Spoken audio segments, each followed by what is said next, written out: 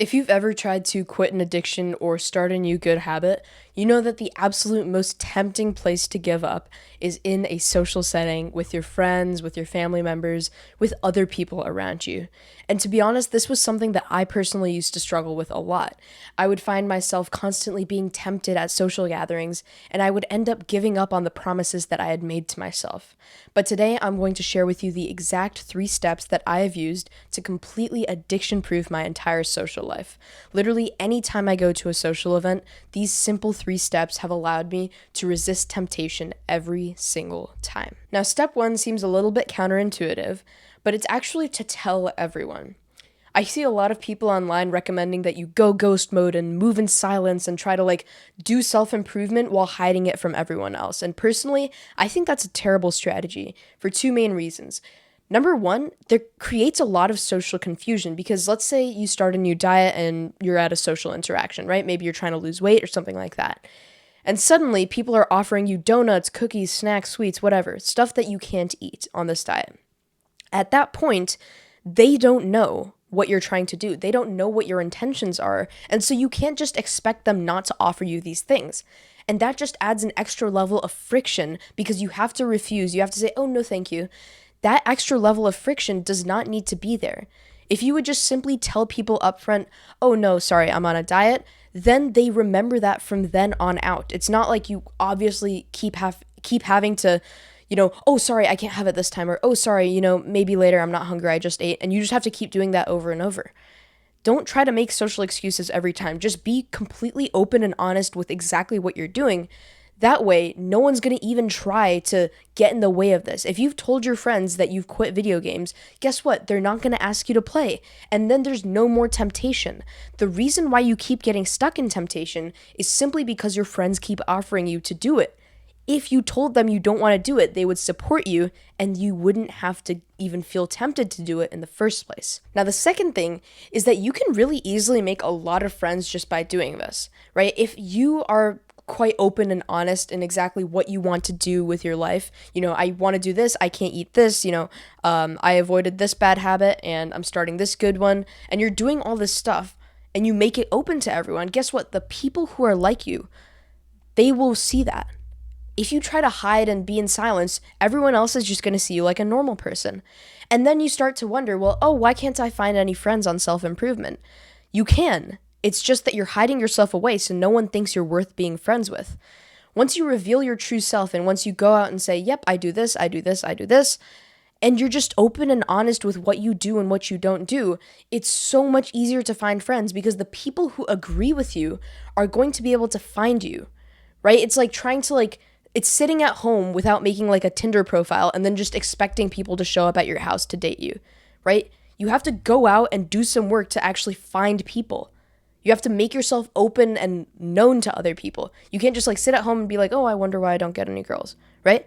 That would be silly. And it's the exact same way when it comes to friends. You need to open yourself up a little bit more, be a little bit more open and honest because, number one, you'll make more friends this way because the people will actually recognize the kind of person that you are.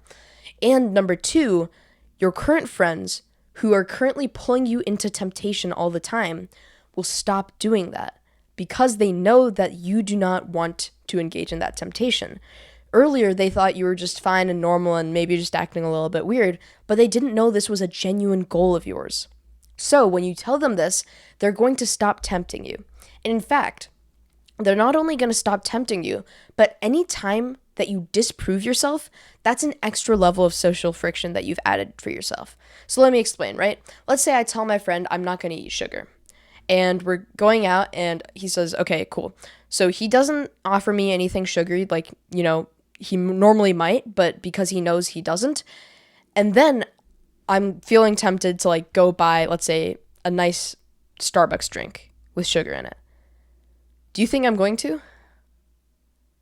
I'm not going to because he's there. He's like an accountability partner for me. I've told all these people, and so if I mess up in front of them, I'm essentially proving myself wrong, not to myself, but to everyone around me. I'm saying the promise that I made to you guys around me, I'm letting you guys down on. And that happens subconsciously, right? This is not something that they would feel let down on in the sense that like, oh my gosh, he broke his promise and I'm so upset, right? It's not this like crazy conscious thing, but it does have a subconscious impact, not on them, but on you. Because you start to have this extra added layer of accountability every time you look at them, right? Every time you look at them and every time you're with them, you think, okay, yeah, I can't indulge here because I literally told this person I'm not going to indulge. And so it becomes number one, you're not tempted. Number two, you make friends. And number three, even when you're not with them, you're still not tempted to because you know that you have an accountability partner. You know that there's someone you told and you made this promise to, and now you have to hold up on it, not just for yourself, but for them too. Now, the second way that you can reduce your sort of social cravings is to limit the number of situations and people that you expose yourself to. Now, this doesn't mean that you genuinely limit the number.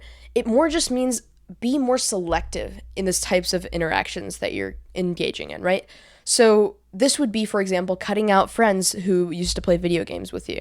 I know that's a super, super, super hard thing for a lot of the people who are trying to quit video game addiction, but I promise you that's what's keeping you stuck. You stay in the Discord group chat, you keep hopping on the calls, and of course you're going to end up going back on the game because you're so tempted to do it. Unfortunately, the reality is sometimes you just need to cut people out. Now, the way that I like to do this when it comes to addiction is, number one, I ask myself, is our friendship purely based on the addiction itself? Do I only do this one addicting activity? Let's take video games as an example, just because I think that's the simplest one. Do I only play video games with this person, or do I do other things too? If it turns out that I do other things too, and, I like doing those other things, I genuinely like this guy as a person, then we are actually friends. If it's just a shared addiction, then a lot of the time, they don't actually want you. They just want someone to share in their addiction with. And whether that's you or someone else, that doesn't matter to them. And a great way you can test this is by simply saying, hey, look, I'm sorry, but I can't, play this video game with you guys any longer.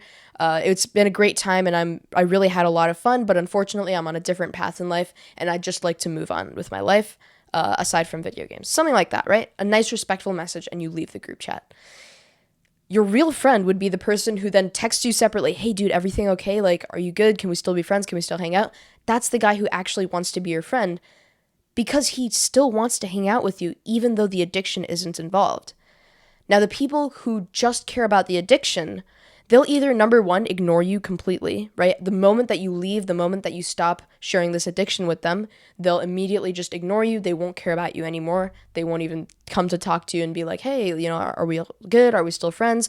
They won't care. Or number two, they will start to put you down for trying to leave because they are sort of living this life and they're expressing their self-hatred through you, if that makes sense.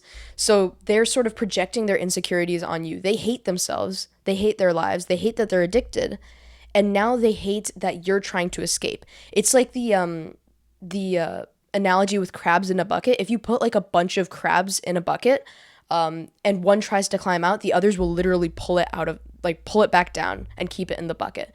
That's exactly how they work, right? They're like crabs in this bucket where the moment you try to climb out, they'll try to pull you back in. They'll say, oh, dude, what? Going to the gym is like cringe anyway. Like, what are you doing? And they'll just try to basically convince you to join their group again. At this point, I have no regrets whatsoever in telling you, just cut these people out completely. Don't talk to them. Don't listen to them. It doesn't matter anymore because they do not care about what you actually do in life. They do not care about your success. They only care that they have someone else to play video games with. That's all they care about, right? And what you'll find is that for the first few days, first few weeks, maybe even a couple months, it's difficult, right? Maybe these people will still make fun of you. Maybe these people will still try to get you to join back in. But eventually they have to move on and find someone new. And when they do, you'll find that they just forget about you completely. That's how you know that they're not actually your friends. Your friends are people who want you for you, not for addiction, right? So whenever you're trying to leave an addiction, never see having friends as part of that addiction as an obstacle to leaving it, right? You should leave it no matter what. And if you have friends in there, they'll still want to hang out with you, even if it doesn't involve the addiction. They'll still want to be your friend. They still like you as a person. If they aren't your friends and they just wanted the addiction, then you've just done yourself a favor by cutting them out of your life. All they care about is the addiction. They don't care about you. They don't help you in any way. In a sense, they are like the addiction. They're just making your life worse, and they don't actually care about you. Now, this goes with friends, which is a fairly brutal part of it, right? You have to cut out certain people, and that's something that you just need to accept, right? We can't have these permanent bonds forever, right? Eventually, some people you will need to leave behind. But it also comes with certain situations. So whether that be certain situations, perhaps even with your friends, your genuine true friends, or maybe with strangers, there are particular situations in which it becomes a lot harder to resist. You can imagine some of these situations, right? If you're surrounded by temptation all around, it's going to be harder to resist. Now, this is not as important as cutting out the friends, because friends will actively pressure you to try to do it. When it comes to willpower, I actually recommend a lot of people to keep the temptation in their environment so they train their brain so that even if the temptation is in the environment, they can still resist. They're not dependent upon having a pantry free of snacks. Even if there are snacks in the pantry, they can still resist. That's the kind of person I want you to be. However, it still does come to the point where there are certain environments that are just way too overwhelming. It's just so much pressure to engage in a particular type of addiction, and eventually it can end up grabbing you in. The problem here isn't so much just doing it once, but it's just the moment you do something once, it becomes so much easier to do it again, right? Because you've sort of shortened the gap between your identity and the addiction.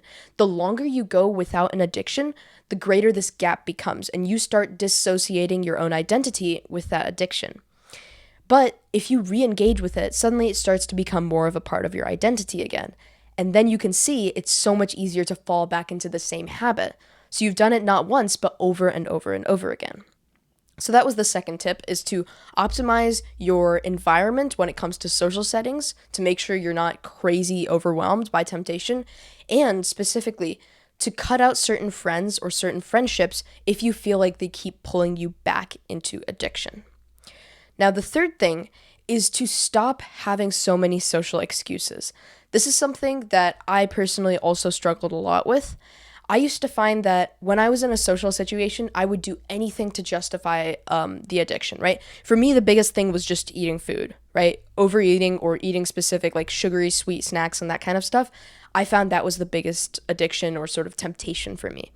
And I would find so many social excuses to tell myself. I would say, oh no, but then it would be weird, like, you know, a great example would be a birthday party. If you go to your friend's birthday party and you don't eat the cake, a lot of people feel like that's disrespectful because you're there, you're supposed to support your friend. And, you know, it's a separate point, like why we even have that kind of stuff in our rituals anyways for celebrating the earth revolving around the sun one more time. But that's a separate point. But basically, a lot of the times in certain social settings, it can feel like a social obligation to indulge in a certain temptation, whether that be eating, whether that be drinking, whether that be playing a video game, anything like that. It can feel like you're almost obliged to. I promise you, this is not the case. You would actually be so surprised with how far you can go with this. Genuinely, in any situation at all where you think you absolutely have to, if you try hard enough, you can get out of it. Literally anything, I promise you, you can get out of it. It is so easy. You just have to keep pushing enough, right? You have to keep saying, oh no, I'm so sorry, I can't do that. Let's say I'm on a diet or something like that. And eventually they'll just give up. Most of the time they don't even push hard anyways, because most people are just almost like NPCs, right? When it comes to these kinds of areas, most people's attention spans are really short in general. And so they immediately just like, oh, okay, great, move on. Maybe 5 minutes again later, they'll ask you, oh, hey, why aren't you eating that thing? And it's like, oh yeah, I'm on a diet, right? Okay, cool, right? It's so easy and simple to do, and yet so many people don't do it. You just have to resist. That's all it is. Because there will be social situations with people that you can't control or environments you can't control. I'm saying control your environment, specifically in the extreme cases, as much as you can. But in the cases where you can't control it, which is the vast majority of cases, people will ask you. You will feel tempted to. And in that case, you cannot submit. You just need to go and make as many excuses as you need to. You need to tell them, look, I can't do this because I'm sorry, this. Just be completely honest and excuse yourself from that situation.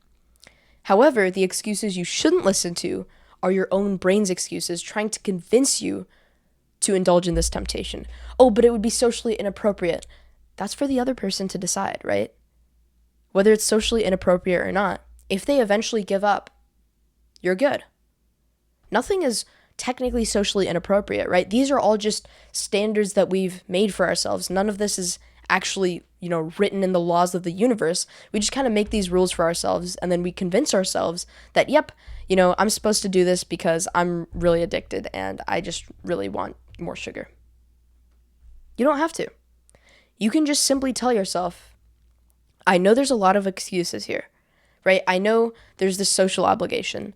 I know that my friends are all doing it and I would feel left out. I know there's all this pressure around me, but I still don't need to do it, right? At the end of the day, no one's going to forcibly open your jaw and stuff cake down your mouth.